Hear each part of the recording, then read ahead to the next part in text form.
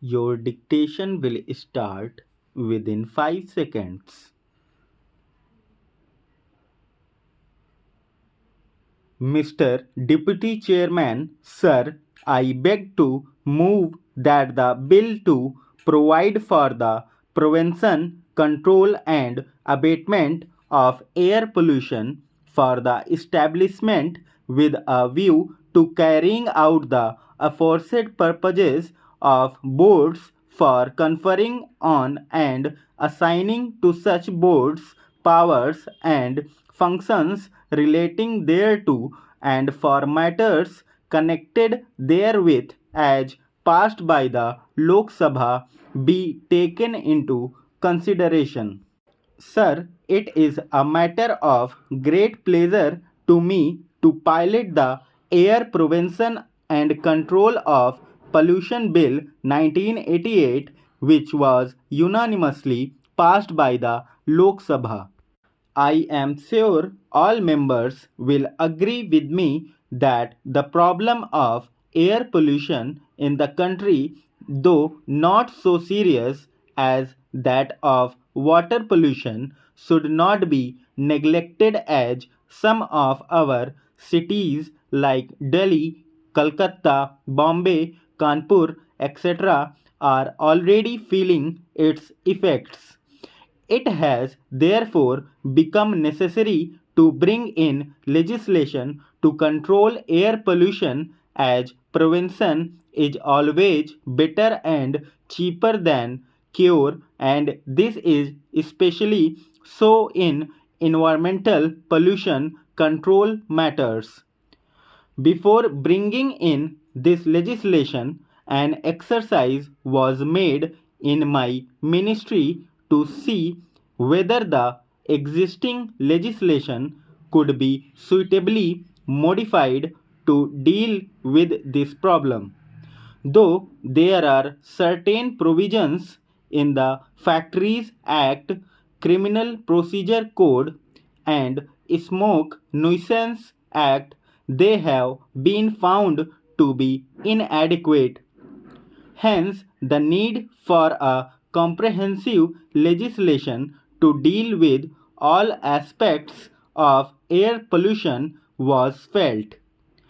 An expert committee appointed for the purpose recommended a central act and suggested a draft bill also. This draft was duly examined and eventually a bill to provide for the prevention and control of air pollution was introduced in the Lok Sabha in April 1987. The bill was referred to a joint committee of the two houses. The committee considered the bill in the detail and presented its report to the Lok Sabha on the 18th May 1988. The bill, however, could not be taken into account for unforeseen circumstances. All the recommendations of the Joint Committee of the Houses have been incorporated in the present bill. In the UN Conference on Human Environment in 1987, in which India also participated, decisions were made to take appropriate steps for the preservation of natural resources of the earth, which included control of air pollution. The bill seeks to implement the decision relating to the preservation of the quality of air and control of air pollution. The present thinking in environmental pollution control matters is to have an integrated approach. To give effect to this approach, it has been provided in this bill that the water pollution control boards established under the Water Prevention and Control of Pollution Act 1985 will, in addition to their normal work, perform the functions of air pollution control also. This will not only facilitate coordination but also will result in economy. The bill will be enacted by virtue of Article 253 of the Constitution of India. Sir, a few more words about the salient features of the bill.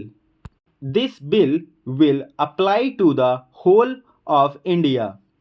The Central Board for the Prevention and Control of Water Pollution, established under the Water Prevention and Control of Pollution Act 1985, will act as the Central Board for the Prevention and Control of Air Pollution also.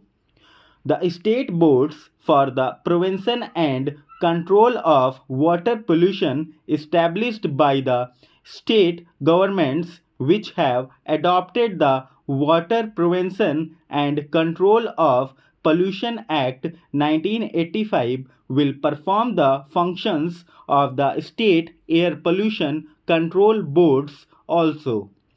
In the states which have not yet adopted the 1985 Act, the new air pollution control boards will be set up.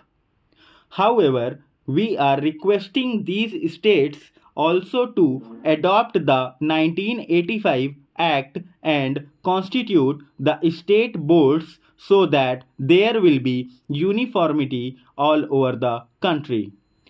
The state governments will first declare the air pollution control areas. In such areas, industries specified in the schedule to the bill will have to obtain consents from the respective state boards for discharging emissions from their factories.